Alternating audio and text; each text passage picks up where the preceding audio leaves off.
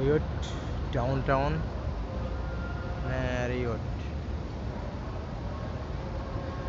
প্রিয় শহর আবুধাবি, রাতের দৃশ্যটা খুবই চমৎকার, দেখার মতন মনে হয়।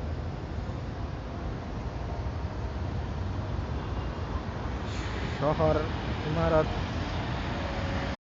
ইমারতের একটা বৈশিষ্ট্য ঠিক আছে, ওয়েদারটা যদি হালকা ঠান্ডা হয় সব ঠিক।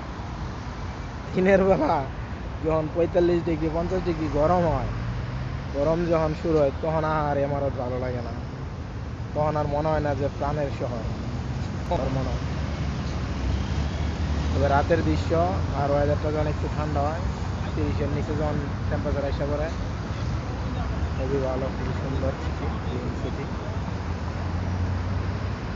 কোন ধরনের সিটি।